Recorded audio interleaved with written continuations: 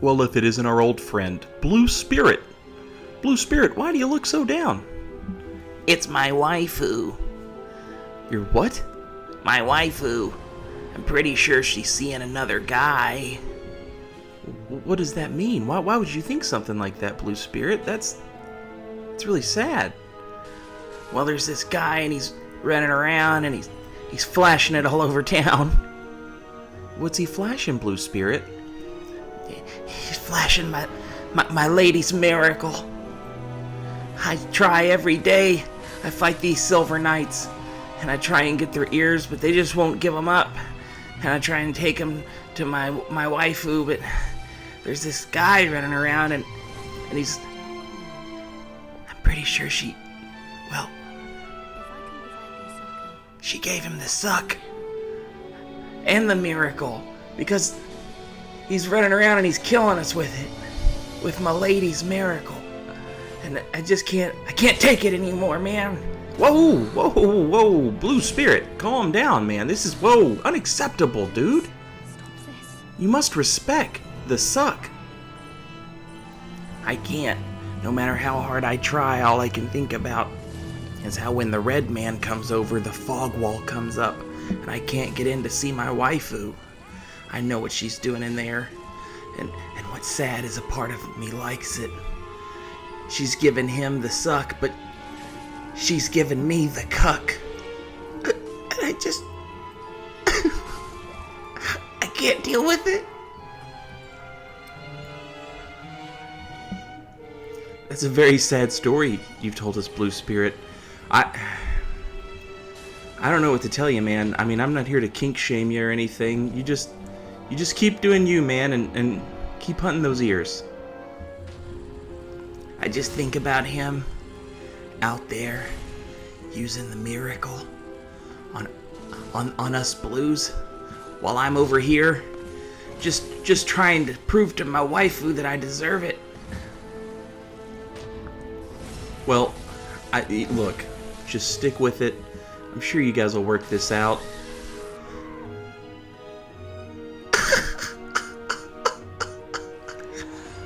Okay, this is getting a little weird, Blue Spirit. Look, I mean, if he's out there, like, whipping ass and, taking names, shouldn't you be out? Oh, God, that's sad. I want her tail. That's fucked up. Blue Spirit, I don't even know where to start with this one. Wow.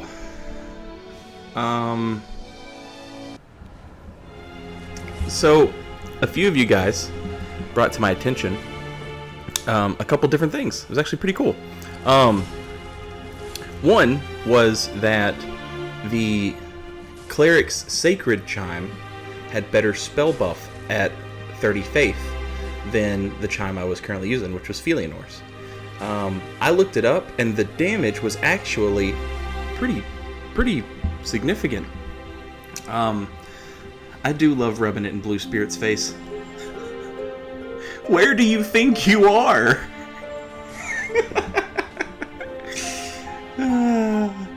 You're never gonna get it.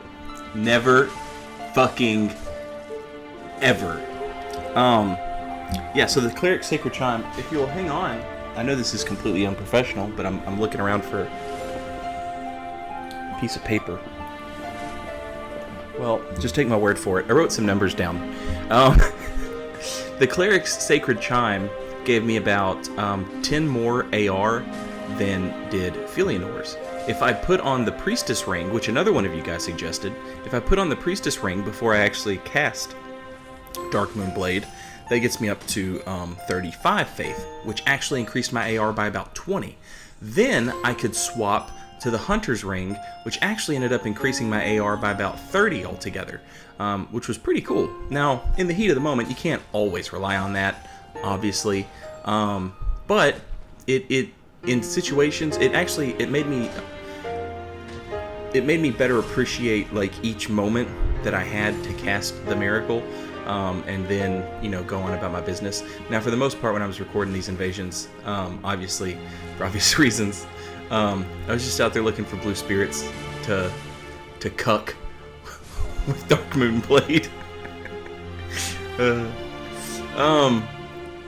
Look at this dude with his high-speed parries and his one-shot Hornet Ring repost Chaos Dagger. Get off it, dude. But so here you see, do some real quick ring swapping. Once I realize I'm back in this same host world, I swap to the Priestess Ring because I know this host is by themselves. So Priestess Ring, Cleric Sacred Chime, Darkmoon Blade, and then the swap from that to the Hunter's Ring. And I got really good at appreciating, like, okay, am I going to be able to cast? Am I not going to be able to cast? Sometimes you just have to bite the bullet and, you know, wear the Priestess Ring when you are fighting. And sometimes you just have to cast the bullet, or I'm sorry, bite the bullet and cast Darkmoon Blade while you're wearing the Hunter's Ring or some other ring. You can't always rely on it. But the AR damage, the increase in damage was so noticeable that I found that it really was worth it. Now this is not a good example. That person there just took a shit zillion damage because I hit them during instability frames in between quick steps. And they're also not wearing a lot of clothes. So them taking, you know, almost 400 damage per swing is not, or 350 damage per swing. That's not a good, that's not realistic damage right there. But you can see during the course of these invasions some pretty realistic damage. Like this guy's wearing heavy armor, and you know, keep in mind I'm using like a straight sword here with the 60 dex, 65 once I put the ring on, and you can see the damage pretty good, almost 300 a hit, or maybe it was over 300. Oh yeah, that was my new thing. I had to press L1 and sort of like show them Darkmoon Blade, like look at it. Don't you wish you had this? This is the best part of Darkmoon Blade. Well, maybe it's the second best, or maybe it's tied for first. Because there's the fact that your sword has a cool buff that not many people are going to use. There's that. And then there's the fact that you can rub it in a blue's face. Every time I saw a blue, I would cast it. I didn't care if I'd already cast it. I didn't care if the blue was dead. I didn't care, you know what I mean? Like, if it was going to cost me to get hit, I didn't care. Every blue spirit I met while I was filming for this got Darkmoon Blade to the face. Clean up daddy's mess, you little bitch. He's not really a bitch, but that is a terrible Sephiroth cosplay. A washing pole in anime hair does not a Sephiroth make. This has been Saint Riot for please stop ruining Sephiroth. And that's not just Dark Souls 3 players, that's everybody.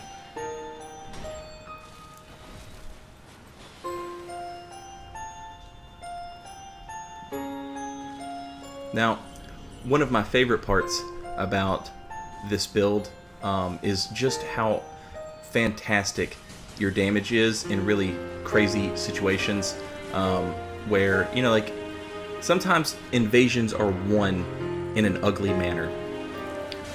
You don't have time to do the prettiest thing, or you don't have time to think about what the best strategy would be. Sometimes you just win by mashing R1.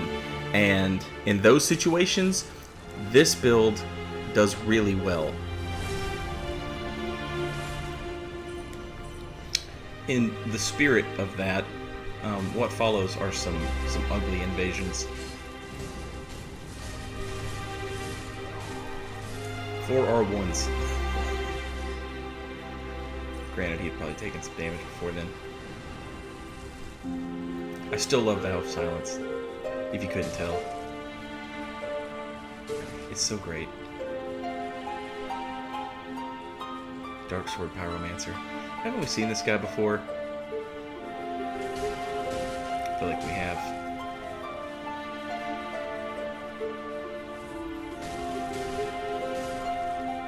$716 damage, 3 R1s. It's glorious. It's glorious.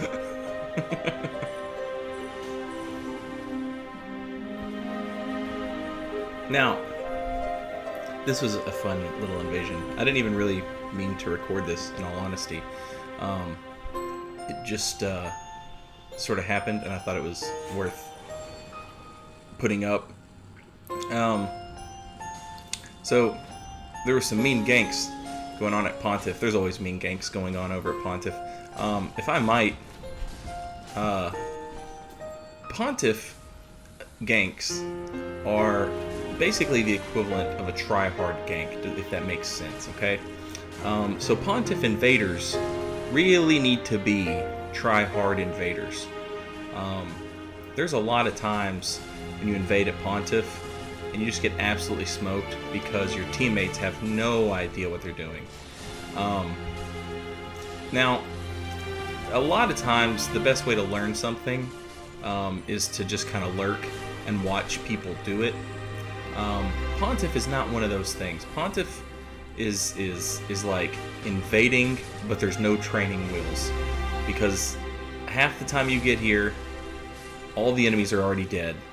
It's gonna be like half the time you get here, it's already gonna be a fully formed gank, and then sometimes those two halves overlap, and you come across a fully formed gank and no enemies to use. So, and for some reason, this is like the go-to excuse, I guess. Like when people talk about invasions in Dark Souls 3 and they're like, "You're too hard, it sucks," I feel like you're only talking about Pontiff invasions. Because that's the only place it's like from release, this has been the only place that's seriously like this, where it's just a non-stop gank squad. Yeah, you're gonna run into co-opers all the time, but that's different from a gank squad. The end result typically is the same, but there's a difference between a group that sets out to gank and a group that is just co-oping through the game.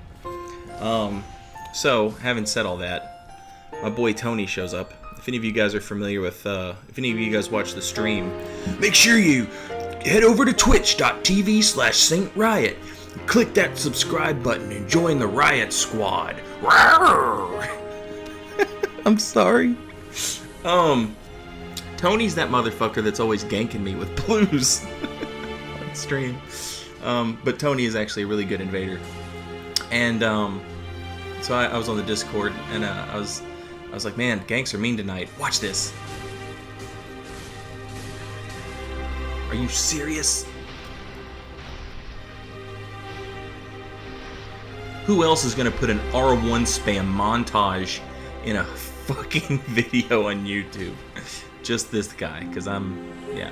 Anyway, Tony was like, yeah, I'll come help. So Tony showed up and helped me take down this gank squad, which was awesome. It's so cool knowing that you've got backup that's capable and able to help you win.